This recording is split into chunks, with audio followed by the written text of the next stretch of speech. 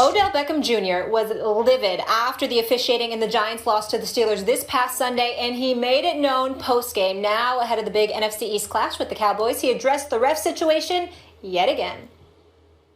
It doesn't surprise me. Like I said, everybody knows what's going on the field. Everybody could see it. Stevie Wonder could see it. It is what it is. You can't do anything about it. There's no point. I don't even know why. I shouldn't even have brought it up because it's always a lose-lose situation, bringing something up. Either you're speaking out on it and now you're trying to defend yourself, or the other way around, you're complaining. So either way it goes, I should have probably never brought it up. It's really irrelevant. Nothing's going to change. No calls are going to be made because of what I say now. So you just got to keep playing. You know what you're going against. It's the Giants versus everybody, and I wouldn't want it any other way. Max, is it time to tell our boy Odell Beckham Kayate? Odell, you just said I shouldn't have brought it up. It wasn't going to make any difference anyway. And in the previous breath, called the refs blind. Here's the thing about Odell Beckham. The answer, Molly, is yes, and Stephen A is yes. He needs to shut up.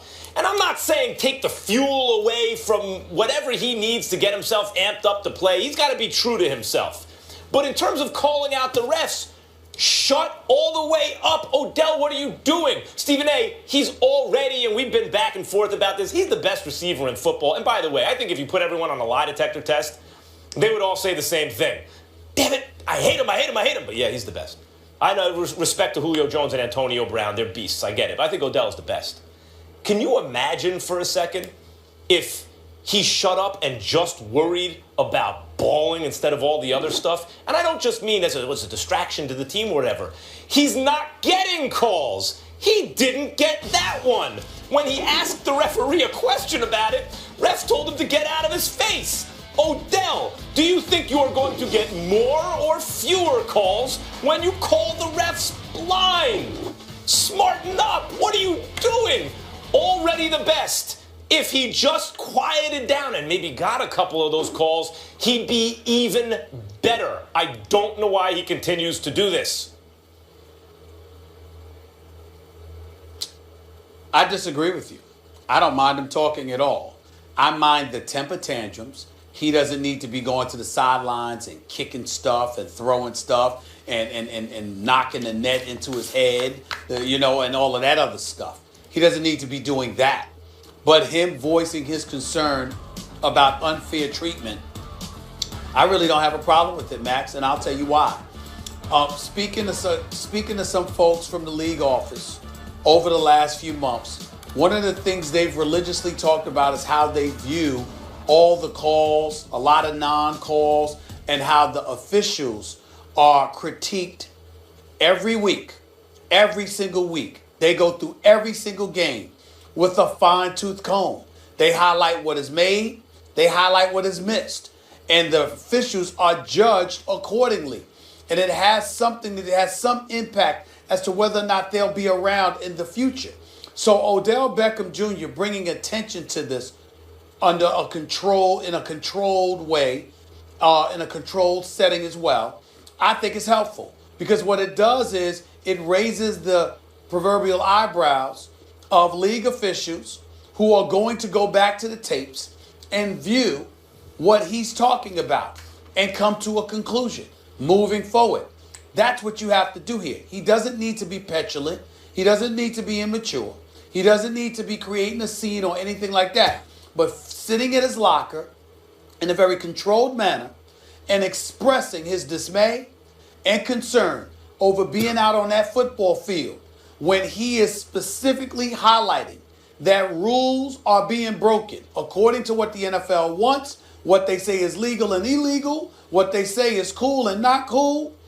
I have no problem with it. Doesn't bother me. Yeah, okay, fine, if he was doing it in a smart way, but do you think it's smart to insult the officials? The mature way to do it is say something like, refs got a really tough job. I think they got that one wrong. I asked about it. I was told to get out of his face. So, I did. I hope going forward, whatever. There's a conciliatory way to express that, a mature way to express it, versus using it as an opening and the fact that, hey, I'm sitting at my locker and they're putting cameras and mics in my face. I'm just answering the question. Using that as an opportunity to take a sophomoric shot at the refs. Sophomoric, not because it expresses anger. Good for you. You should be angry for not getting the calls.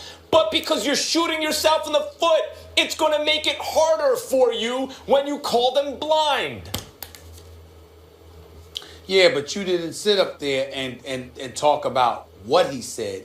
You said he should shut up. He shouldn't say anything. I'm saying to you, you don't insult the officials, and you don't draw a temper. You don't perform temper tantrums on the sideline. But there's absolutely nothing wrong in a mature and educated fashion highlighting the mistakes that the officials are making and highlighting how it's putting you in jeopardy. That's what he doesn't have to shut up. He just has to be smart about what he says. What do you think I mean by shut up? That if they ask him a direct question, he says no comment? No, of course you have to answer the question. Yeah. But don't insult about the officials. refs. About the officials, that's exactly what I thought you were saying. No. But about the officials, that's exactly what I thought you were saying. Do you think they got it right? Everyone knows how to do this. What, do you got to go to a seminar on how to treat the media? Do you think they got it right? Refs got a tough job. I thought that was pass interference on me, and I hope that the league looks at it. Whatever. You can do it in a way that doesn't make it harder for you, because what it shows me in terms of the issue of maturity is that you don't want to postpone gratification, which is really the hallmark of maturity. He feels angry. He wants to express it right then because it feels good to him in the moment, without forethought about how that's going to affect him down the road. That is the definition of immaturity, and I would like him to respond maturely so that this transcendent talent at the position can stop this argument about who's better, him, Antonio Brown, or Julio Jones, and take his rightful place in the hierarchy of at least receivers in the NFL as the number one guy. By the time he's done, I believe we will recognize this as the Odell Beckham Jr. era for receivers, but that's not going to be so clear if he continues to shoot himself in the foot. Question was whether or not he should shut up. I answered that he shouldn't. And I feel that way because I think the more he talks, the more it highlights what the NFL should do to hone in on these receivers. This dude is a superstar talent. He's legitimately box office. It might behoove the NFL to want to protect him instead of being arrogant enough to think people are going to watch their product anyway. Hope so. I'm a Giants fan. I'd like to see them do well. As of this moment, I've played in as many playoff games as Odell Beckham Jr. I told Odell and Victor Cruz last night at the game. They were at the Knicks game. First of all, New York Knicks, they're lucky to have those guys, because I couldn't believe they both still stayed at the game until its very end. I was shocked because they should have left like everybody else. But I told them, you know what? As much as I would love for them to beat the Cowboys now, I don't mind them losing to the Cowboys now and waiting until the playoffs. But they got to get there. Stephen A., I know you hate Thursday night football, but we've got a good one tonight. The 9-3 Chiefs host the 10-2 Raiders in Kansas City. This game will get a long way toward deciding who wins the division. Right now, Kansas City is one game behind Oakland in the AFC West, but they already beat the Raiders this year at the Black Hole. We know Arrowhead's a tough place to play. Vegas sees Kansas City winning by 3. Max Kellerman, what do you see? Who wins tonight? I think Kansas City. And I know the Raiders are a hot team right now, and I've picked against them occasionally this year and underestimated them for part of this year, and they've proven me wrong at times. But Kansas City is a tough team to play at Arrowhead, obviously. They've already beaten the Raiders earlier this season, and Stephen A., as hot as the Raiders are, the hottest team in the NFL during the regular season, you know who they are? Over the last 22 games, the Kansas City Chiefs, 19-3. I mean, Andy Reid is up to his old tricks. Wherever he goes, that team becomes a powerhouse, a juggernaut. And they're number one in takeaways, number one in turnover differential over that time, the things that actually decide football games. And you look at the team right now, it's quietly, arguably, the best team in football over the last season and a half. kind of like the 49ers were a couple years ago, when though they didn't win any Super Bowls, they were consistently at any given point arguably the best team in the league over a period of greater than a season or two. And who was their quarterback for the beginning of that? Alex Smith, the guy who's just not going to beat himself, not going to make mistakes, can run, all those things. On an Andy Reid team, the Chiefs, I know they're not perceived as hot as the Raiders right now, but over the last season and a half, they've been better than maybe anyone. Well, they've been incredibly impressive. There's no doubt about that, and they should be favored. I understand that Arrowhead is a very, very difficult place to play. I wish I could have made it there. When I was in Kansas City, I had to give a speech a couple of months ago. They actually asked me to come back for this particular game, so I apologize for not being able to make it. Having said that, maybe it's a good idea that I don't, because I'm picking the Raiders to win tonight's game. It's on the road. It's in Arrowhead, but I think that I want to see the Raiders show up and validate the mustard that I've attributed to them. This is a team that got smacked around last time they met Kansas City. That was in Oakland. Spencer Ware, not Jamal Charles, who had actually played in that game before he went down, ultimately later in the season, an injury. But Spencer Ware was in that game, rushed 24 times for about 131 yards. Carr was ultimately neutralized, only threw for about 225 yards. Threw an interception, had a couple of sacks against them, threw an interception. But more importantly, the Raiders had no running game whatsoever. Latavius Murray did not play in this particular game. He didn't play at all. So he's expected to play tonight, if I remember correctly. The bottom line is this.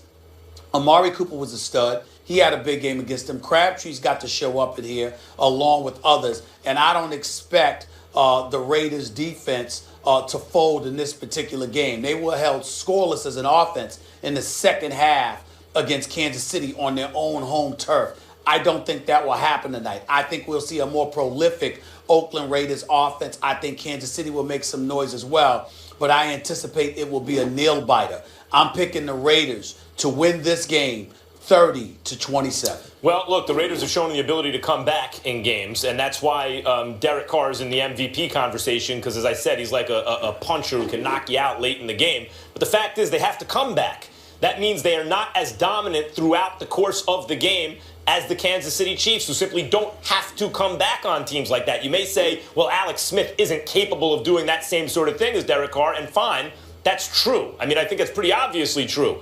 But he doesn't have to when he's playing on a better team and playing mistake-free football. I mean, that's how they're winning these games. And so I get the kind of sentimental attachment also to the Raiders. You know, the Raiders are one of those teams, and you see them in every sport at every level, Notre Dame in college football. When they're good, people wish that they are maybe better than they actually are because you want them to be. They're a national team. And maybe the Raiders are. I still think they're a year away. I see Khalil Mack has really not anything that he's doing. The way they're using him has exploited him to his best advantage. And so they are even a different team on defense. But I don't think that means they're better than the Kansas City Chiefs right now. And I wonder, not in the playoffs, I don't think Alex Smith, because of what I just discussed, is as good a playoff quarterback as some others.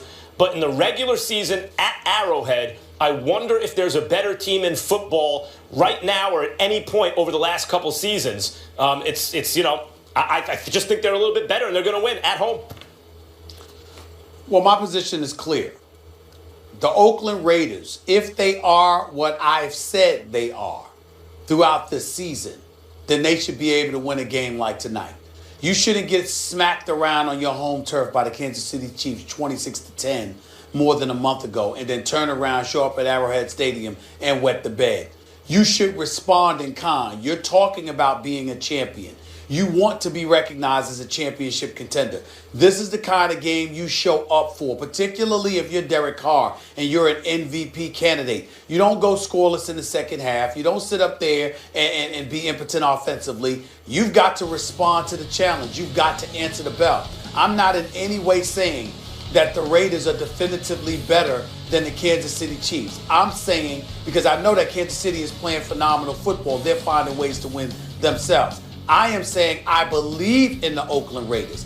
I believe in their offense. I believe in the noise that they can make. And because of that, I'm picking them to win a game like this. Kansas City is favored. They're on their home turf. It's a short week where I think both teams can end up displaying a little bit shorter for the Raiders, actually. And I'm going to roll with the Raiders. Yeah, it's a little bit shorter by a couple hours for the Raiders, if that makes a difference, which on a short week, maybe it does. I tend to think it makes a marginal difference. Every minute counts on a short week.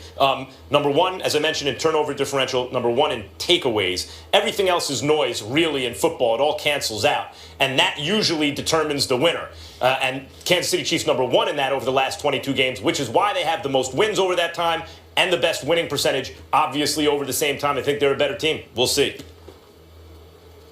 We'll see. On paper, it may look that way, but I'm rolling with Stephen A. here on this one. I think the Raiders get it done tonight. We'll see. Arrowhead is tough, so you know what the guys are thinking, but we want to hear from now you. I'm worried about my pick. Why? Now I'm worried about it. Oh, why? Because you just joined me. That's why, Molly. I mean, we know what happened to you last week, and I just don't know. I just don't know, Molly. I just don't know. Agrees with you? You should feel good about yourself right now. You should feel more confident. How are your Cardinals doing, by the way, with the Super Bowl? Sorry, a lot of people thought the Cardinals had the best defense going into the season.